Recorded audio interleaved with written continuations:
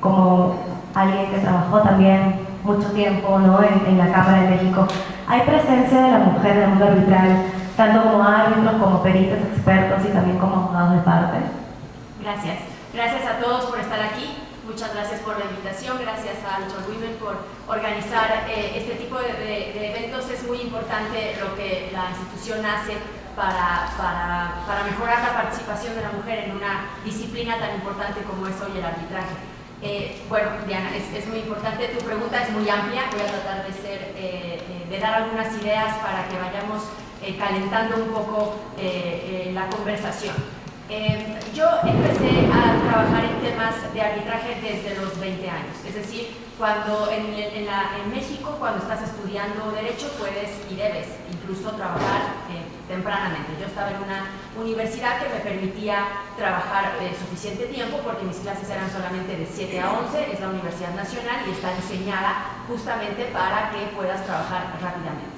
Y mi trabajo inicial, el primero quiero decir, fue con Guillermo Aguilar Álvarez, que en ese entonces venía de haber estado mucho tiempo en la Cámara de Comercio Internacional, en la CCI, que además había negociado el TLC en toda la sección de Dispute Resolution, y bueno, pues había establecido su despacho personal y ahí entré como pasante. Entonces empecé a hacer arbitraje con él desde hace prácticamente 24 años.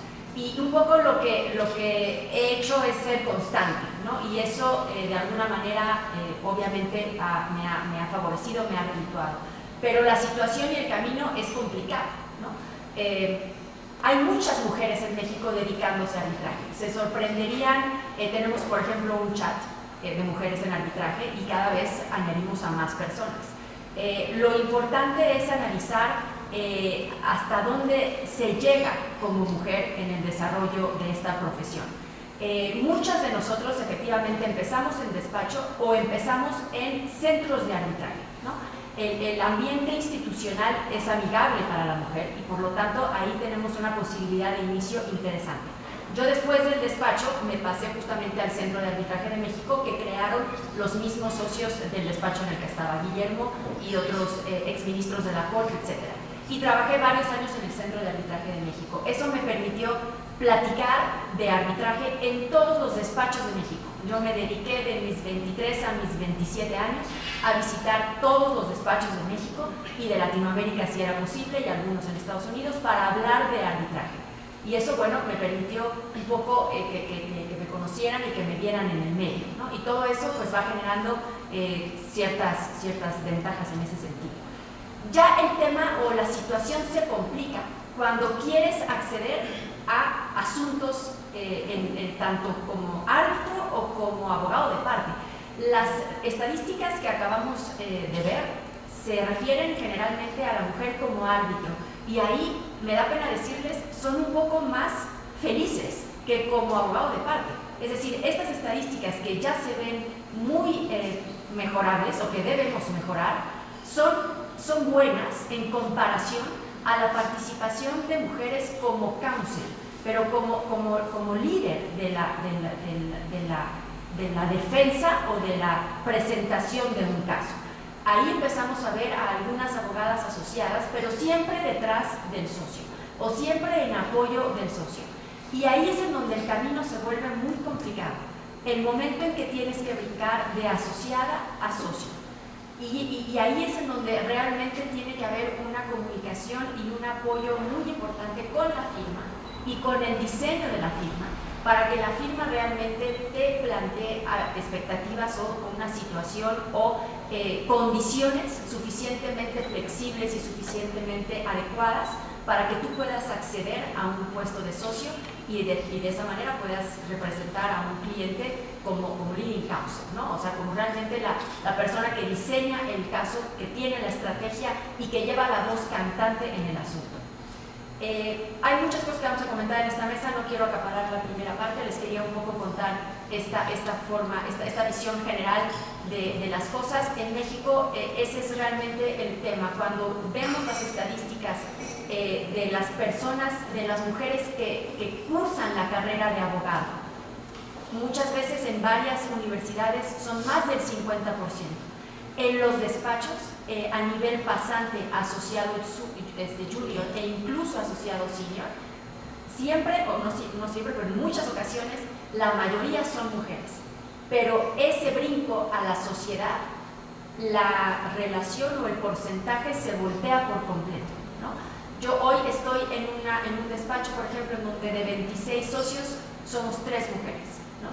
Y yo soy de reciente ingreso, es decir, hace 2 semanas de 25 socios eran 2 mujeres.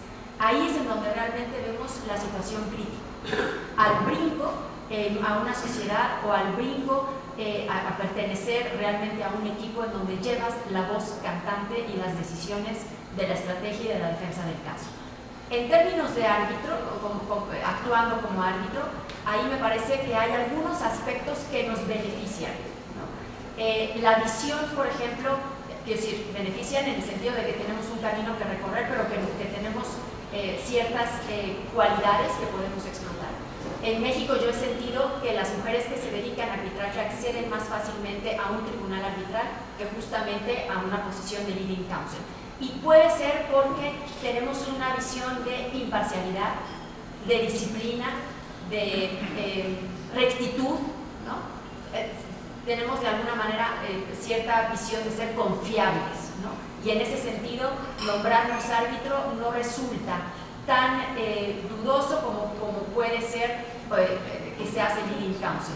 Ahí lo que buscas es a alguien mucho más agresivo, a alguien que se pueda pelear, y hay la percepción de que la mujer no se va a pelear lo suficiente, que tal vez más fácilmente va a llegar a una negociación o más fácilmente va a bajar la cabeza ante un argumento fuerte, o no se le va a ocurrir la estrategia chicanera, como decimos en México, sino que es tan recta que no nos va a representar como leading counsel lo suficientemente bien. Y entonces la preferimos en el tribunal. Eso en la medida de que puedas acceder al tribunal. Sabemos que todavía no es lo más común, pero sí creo que hay más posibilidades de desarrollarnos como árbitros todavía que como leading counsel y como abogados de parte. Hay algunas ideas y vamos a ir profundizando en otras cosas. Muchas gracias, Cecilia. De hecho, es muy importante lo que mencionas. Justamente en Arbitral Woman tenemos un programa de mentoring de todas las abogadas que tenemos menos de 40 años. En mi caso particular, mi mentora es Montserrat Manzano, que es una abogada muy reconocida en México, y ella me cuenta su historia. Ella estuvo muchos años en un estudio en Von Boiser y Sierra, y ella acaba de ser nombrada socia, luego de más de 12 años estuvo trabajando ahí, y es la única socia en su despacho, que son, me parece, 15 o 18 socios hombres, y el estudio tiene 30 años, me parece, o 35 años de trayectoria, con lo cual ella es la primera mujer nombrada como socio en 35 años de la historia del estudio, lo cual es algo súper normal.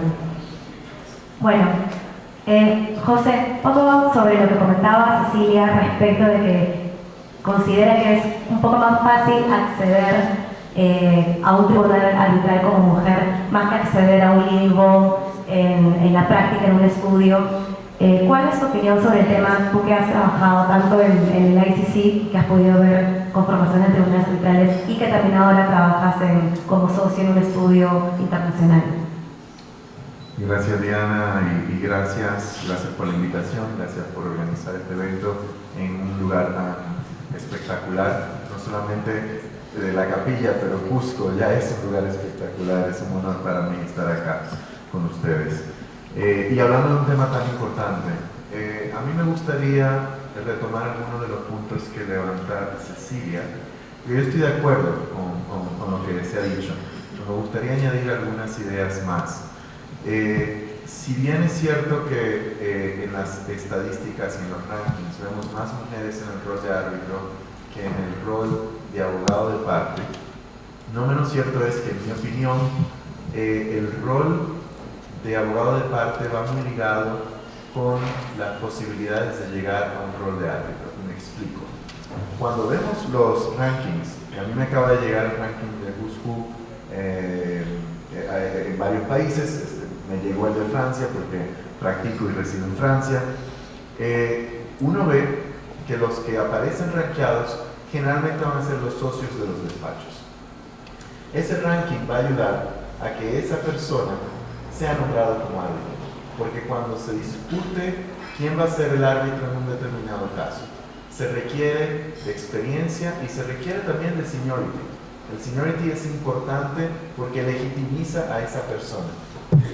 Y en la gran mayoría de los casos, el ser socio de un despacho va a ser un punto importante en la selección del árbitro. Estoy de acuerdo con lo que dice Cecilia de que a lo mejor está el tema de si la mujer se le ve como una litigante o no, y por eso accede más al rol de árbitro. Yo creo que hay un fenómeno también por el cual las mujeres están accediendo a más roles de árbitro que de abogado de parte. Y es el hecho de que muchas mujeres no consiguen continuar la carrera dentro de un despacho grande y se va a un despacho pequeño. Y muchas veces es socia de ese despacho pequeño.